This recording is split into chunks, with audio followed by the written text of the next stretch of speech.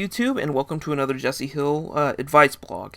Now, first, I want to apologize for not putting one out for a very long time. I've just been caught up with my books that I'm writing, and with Airsoft, one of my many passions. But life has been a little rough for me lately. The dark side of the world has really been showing its tail to me, so I've really been having to kind of sort things out in my life. But something happened today that was sort of special, illuminating, so to speak. It taught me something. And let me give you a framing device, because there's not really a phrase that I can think of at the moment to really put this into perspective. I was reading something, and it let me give you the gist of it. This former preacher, very well respected man, he began criticizing his own faith and saying that he does no longer believe in it. He's adopted humanist values. Now, I'm not going to force my religion on anybody, but I am a Christian. I am a man of faith in Jesus Christ. That being said, I will admit right now to you guys, I'm still a human being. No matter what you guys think about Christians, I'm still a man. And I make a lot of mistakes every single day. It's just I'm trying to make better decisions that I believe will help me become a part of the family of God one day. But that being said, he pretty much says that after seeing all the troubles and the hate and the horrible things that happen in the world, it's caused him to not believe anymore. Now, I don't know if this guy saw these things firsthand, or he was just a preacher that began to notice, wake up from whatever holy hill bubble shield he was hiding behind, like most Christians do hide behind. I went to Bible college and I saw it all the time. And then when reality strikes, a lot of them do fall away from the faith. Because, young people go in and adults come out, and it just depends on what happens to you. It's kind of like getting the dirt washed off you. You're a kid, you're all gritty, and now it's time to clean up and grow up. That being said, he just fell away from the faith. So that bothered me quite a bit, and for this reason. You see, if you believe in a God or not, you know that the most important tool that human beings have is not the hands, it's not the body, but it's the choice. The choice for a better tomorrow or a horrible day. See, I believe firmly that man has been given choice to rule the world with. I choose to worship a Lord, my God, and I choose to go to church and all sorts of things. That being said, I have recognized the horrible things in life. I've seen people murder each other in front of my eyes at a very young age. I've seen people drown. I've been in accidents that have ruined what most people call an average good life. I've had friends that thought I had in military careers turn their backs on me because they believed that I was some kind of deserter, when my good buddies that went in with me knew all the better. I've had people call me everything you can call in the book. I've had people in high school, and even today in present day, call me horrible, nasty things because I'm a Christian. You don't think that I don't see this as much as other people do? You see, here's the difference between these two people. You have person A, who sees the problems and allows his emotions to run what he says. And then you have the people that have seen the problems and meets the challenge head on. You see, one day I was talking to somebody about wanting to sell t-shirts. I started this t-shirt design company that I wanted to run, where I make goofy, fun t-shirts, and I give the proceeds away to a charity called Freedom's Promise. You guys should check that out. That helps orphans and ex-child slavery and prostitute people over in Asia, mostly in Cambodia, where that's really bad. It's the sex traffic capital of Asia. Moldova is the sex traffic capital of Europe. You guys should look that up. It's a very big problem in the world. That being said, I've seen people say, why don't you blame God for this? Look what God is allowing. Look at all the horrible things that God has allowed. And this is what this preacher was talking about. And I just want to slap this guy silly, because he's using his former seat of power to discredit his faith and the faith of other people, because he can't seem to wrap his head around the big picture. Now let me slow down and say that, look, I'm not going to force my faith on you. I'm not going to force my ideals on you, but this is how I see it. Life is super sacred. Life is important. But man of course, has that choice. And it seems like every day that good people do nothing, evil prevails. I believe that was Winston Churchill that said that, after finding out about Nazism's horrible stranglehold on Europe and the death of the Jews and the invalids and all that sort of thing there. And it couldn't be more real and more true. If you want to blame a deity for giving you life, and then giving you the ability to make decisions, and then watching those decisions crumble before you, or let the other people's decisions that are more powerful than you, that believed in something harder than you, crumble your life and your world, you have nothing to blame but yourself. Because consider this. Let's say you stayed home on a voting day and there was a president you didn't necessarily like, but you didn't have enough faith to go out there and vote. And so that president becomes president and messes up whatever you believe is to be good. Who do you have to blame? That president or yourself? You see, every vote counts, and there's a lot of people that think that same way. And you see, when you have this hive mind mentality of people that are not going to want to vote, evil people, or people that you call evil, are going to prevail. They're going to push forward, they're going to knock down those gates, and they're going to fight for what they believe in, and they're going to crush your beliefs and your rights because they believe in something harder than you. Because their choices were stronger, they pushed their choices harder, and they buried you. And so, afterwards, you leave yourself scratching your head. And like most people in today's age, they don't want to blame anybody that even resembles themselves, or anybody that's affiliated with them, because nobody wants to be wrong. I don't like being wrong. I hate it. But there is this truth that is undeniable. That a lot of people that blame other people usually have the problem themselves, or cause the problem, or suffer the most out of anybody else. Wrap your head around that. Because it's true. It's scientifically proven, it's psychologically proven, and in my case, it's biblically proven. You know, it's true. I mean, look at all the things that are happening around the world. Because good people do nothing, because people want to live vicariously through other people's lives, the famous people and the gods and the idols that we place before us, evil people work behind the scenes, systematically killing and raping our earth, our friends, our families, our children, and our faiths. They fight for what they believe in, and that's why things happen for them. It's not God's fault. It's not anybody else's fault but our own. It's not, I mean, it's just insurmountably...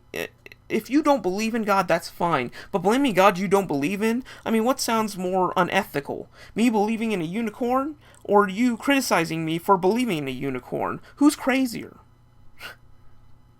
I mean, waste your time on something else, but don't waste your time trying to hurt other people because you see pain and you're not doing enough about it. You see, I don't know this man, I don't know what he did, but clearly he didn't give enough of his life and his so-called faith to help those people. I've seen and met people that have devoted their entire life to helping people, and they've made a heck of a difference. They've made a heck of a difference in other people's lives, even if it's just one child. They gave their life for one child, and then they're criticized for giving their life, or for doing something that they believed in. And the gall of some people have the chutzpah to do that. They really do. You see, somebody once, I had a little t-shirt company that I wanted to make, and I wanted to make goofy, funny pictures and, sayings on the shirt. It's called Rafflerific. It's a term I trademarked a long time ago. It didn't really go anywhere. But what I wanted to do was, if I sold shirts or any clotheslines, I would give some proceeds to a thing called Freedom's Promise to help children that were former sex slaves. Again, it didn't really work. It didn't pan out. That being said, someone criticized me for saying that, oh, it's not funny, and you're not gonna, who do you hope to help with money or with t-shirts? And I stopped and said, dude, look, whether or not my ambition is going to rule, or whether my ambition is going to go anywhere, is none of your business. First off, I like the way I help people more than the way you don't. You see, you can be a cynic and sit back and criticize other people's works and other people's lives and religions and faiths and lifestyles, but all along, if you're not doing something about it, or if you're not, kind of living the razzle-dazzle life that can show other people the way, then don't talk. You have a freedom of speech in this country of the United States if you live here or in other countries. That many do have that right. That being said, there's also a thing called common courtesy. Just because you're upset or butthurt about something doesn't mean you can act like a rat and drag other people into the surf while you're trying to get on the last piece of driftwood. You see, there is an inherent problem in our society with wanting to blame everybody else but ourselves for the problems that we let happen. I mean, look at Germany. Every German was like, oh, it was the Nazis' fault, but who voted for Hitler? Or who stayed at home to not vote Hitler into office? Oh, or I wanted Mitt Romney to win, or I wanted Obama to win. You know, Obama's side clearly won because they worked harder for it. I may not agree with him, but that's fine. It's whatever. But, you know, a lot of people stayed home. A lot of people didn't believe hard enough. I knew a lot of kids that didn't want to vote. You know, you reap what you sow. It's one of the oldest Jewish tenets I could think of, other than turn the other cheek. If you throw thorns, you're gonna grow thorns. There isn't gonna be watermelons and magical wheat that grow into nice hunks of bread for you. That's not how the world works. You make a choice, you make a decision, you say something, and something's gonna happen. Whether or not. Consequence is not a bad word inherently, but consequence has been made a dirty word because most of the time the consequences are negative. You know, I see people move mountains to say, oh, bless you. I mean, or, you know what? I love these people. I care about homeless people. But I don't do a dang thing to really move the mountains to those people. They say, I hope that guy stays warm, but they don't take their jacket off and help them. I've been guilty of this a couple of times, but I'm trying. Can you honestly say that you're trying? Or that you're doing? I mean, I've seen a lot of that. But I've also seen society take honesty and turn it into a patchwork lie. And this is what I've seen. This is just, look at it. We act as like it doesn't happen, like the Benghazi stuff, men dying. We look at the Middle East and the horror that it's going through. We look at Asia and all the apartheid and tyranny and, North Korea. We look at all that and go, oh man, that sucks. But are we doing anything about it to change it? No. And that's why I don't have a lot of faith in humanity, is because we don't care enough to do anything about it. Oh, we care at the moment so that we can either look good or compassionate, or enough to say, oh man, that's sad. But do you do enough about it? And then we want to criticize the people that are working for it for not working hard enough when they're probably breaking their backs and giving up lifestyles and all that sort of thing to help those people.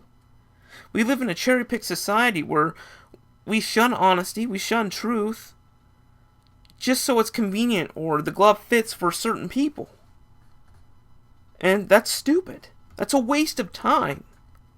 I'm not here to make people feel good about themselves. I'm not here about making people, pander to them and make them feel okay and comfortable, because life isn't comfortable. I will tell you that right now because it's true. I'm in spinal pain constantly. My nerves burn all the time. My muscles are deteriorating. My kidneys hurt. My organs swell. It's not comfortable. And yet people make fun of my Christianity. And you know what? I don't say a thing about it. I don't get butthurt and go on TV or sue these people. Because you know why? Pain is momentary. Pain is but a second in eternity for me. My life is so small. I'm insignificant. There have been billions of people on this planet. Billions of people have gone through pain worse than mine. People have hurt and stolen. And people who have been hurting people. The hurt ease. Who am I to say that I'm any more special than anybody else? You know what? You want to preach coexistence and then make fun of my faith? Well, stop preaching coexistence because it's probably not surmountable. You're probably not going to be able to do it. I don't know how many times I've sat there and watched people bash my faith and then talk about coexistence 2 minutes later. If someone says something wrong that you don't agree with, turn the other cheek, ignore it. That's coexistence, is ignoring the obvious situations around you and allowing it to just happen. That sounds a lot like anarchy, because perfect coexistence can't exist in a world where we make bad decisions, which always happen. And if you say it does, then go over to Africa and talk about that crap, because it's not true. I don't know this, again, I don't know this preacher. I don't know these people that proclaim this. But I tell you what, their faith clearly isn't worth the salt that gets trampled into our concrete grounds whenever the snow falls to keep us from slipping. I sit here and I see this all the time. People are always incompetent. People always fail to prepare for these disasters. But the first time that happens, we want to blame God or the people that have faith in that God or people that have faith that is different than ours. I see it all the time. Where is your God when the tornado hit Joplin? Where is your God when Hurricane Katrina happened? Where is your God when all these children go to all these horrible places and get raped and killed? And it's like, well, my God is trying to tell me to get off my fat duff and go do something about it.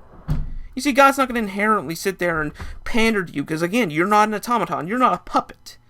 You are a human being with decisions and choices, all impacted into this mighty machine called a brain. And if you fail to impact somebody because of something bad happening and you're living vicariously through the television or through what other people see and say, then you're living a foolish lifestyle. You're not helping anybody by just sitting there on your duff. I go out there and I try to raise money for the kids that are orphans to get raped because I physically can't go out into the jungles and help them. I try to raise money. I'm doing my best. That being said, I'm trying to do something about it. So instead of complaining about me and my God and my faith, then do something about it. Prove me wrong. Set the example. Stop always complaining about how everyone's faith is wrong and how you could do it better when you're clearly not doing a dang thing. Your life is garbage if you're not going to do a thing about it. Your theology is garbage if you're not doing a thing about it. And you criticizing and scolding people for having greater faith and beliefs in something later and grace, I mean, that's horrible. I don't know everything. I don't know a thing. As a matter of fact, I'm an idiot as far as I'm concerned. Look at my Facebook channel. I'll admit it. But there's just some things that humans need to hear. Oh, I'm sad because I'm gay and people don't agree with me. Oh, I'm sad because I'm a Christian. People don't believe with me, or people make fun of me, or, oh, I'm black and my people suffered and people are racist to me, or, I'm Hispanic. I heard people call me beaners all the time. My people, before the Spaniards came, were a big race. Yes, they were a little bad by killing people and ripping their hearts out, but that was their faith. But they were almost wiped completely off the face of the planet. My other side was subjugated by England and its massive empire, where they waved guns in every other country, trying to take them over, and deceiving people. Yeah. And where were the people that gave a crap? They were hiding and cowering, or they just didn't care enough. You see, that's what I'm saying. Is like, we need to stop this victimizing social problem we've got going on where we want to be the victim. We want to be on the side of the little guy. And there's nothing wrong with that, being on the side of the little guy that's being hurt. Stand up for him. But at the same time, stop putting your jaw out there to get punched. Because you're going to get rocked one day, and something bad's going to happen. It is a fool who puts his house on shifting sands. It is a fool that sits there and waits for bad things to happen. It is a fool who says, I have the skills to save the world, and allows the world to burn. It is a fool who says that he has every means to love, but shows no love at all, and keeps it all for himself.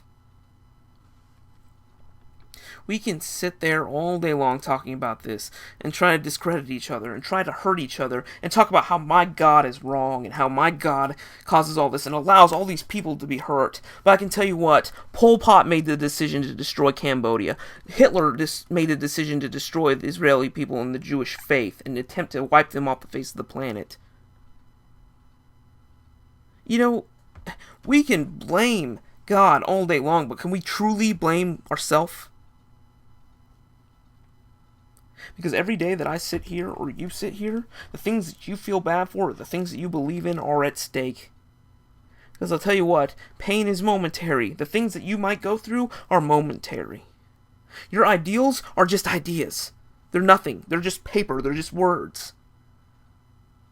Actions and the things that you live on, the things that you lean on, the God that you trust in, make history. And let me tell you, we're being good people, or whatever your illusion of good people is, that you lean on, are losing. And that's why our country, our world is in such a bad state. That's why kids are getting pregnant at 10 years old. That's why we have the worst, family rating of all time. And we look at the people in the past saying, oh, they're just stupid, they don't know what they're doing. Like, nothing is new on this planet. Things go through different flavors and changes, but it's always the same exact thing over and over again.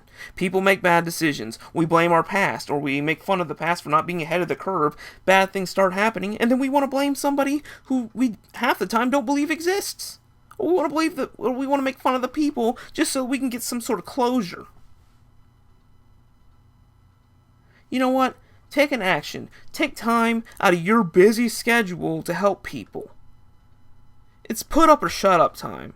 You want to sit there and wave your titles around how I'm a atheist professor, or I'm a great Christian scientist, or I'm a great pastor, or blah blah blah blah blah. Titles don't mean crap, because remember, once you die, whether you believe in heaven or oblivion or hell or whatever, you cease to exist on this plane of existence. You know what those titles do? They get shoved right up your wazoo and they don't exist anymore. Your doctorate when you're dead doesn't mean a thing, because you're just a shell rotting in the ground. What you do with that doctorate and the time that you're here makes all the difference. But remember, every word that you speak will influence thousands and thousands of people, and possibly billions. Everything that you do and say will be under a microscope, because people don't want perfection, but they expect perfection. And when they expect it, you're screwed. People ruin each other's lives because they expect perfection from certain people, and when it's not met up, they look for reasons to tear that person down, because people are traditionally cynical. They make the choice to hate on other people so that they can feel superior all in of themselves. You can say I'm wrong, and that's fine. I'm wrong. But this is what I see. This is why I believe that horrible things are happening. It's not because of a God or because of that kind of stuff. As far as I'm concerned, God tells me to love everybody, and I love every person I meet. I try to. I try to reach people's lives. Granted, I'm just one fella. I try to. But if one person in each state try to reach 10 people, that's a lot of folks. There's 50 states. I'm not good at math. Again, I'll admit it. But if people are going to get butthurt, they get a big butthurt for the right reasons. You want to make change, change is going to happen. I don't agree with you on certain topics, I guarantee it. But that's fine.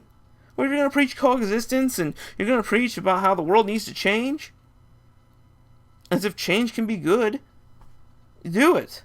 Prove me wrong. Show me that what I believe in is wrong. But at the same time, outdo me in works. Because my faith says faith without works is useless. Jesus said go out and help people. Go out and baptize people. Go out and talk to people. Help the sick, help the poor, help the widows, help the orphans. And I try to do that. I help with hospice. I help serve food to raise money for children. I help donate money when I can to all sorts of stuff.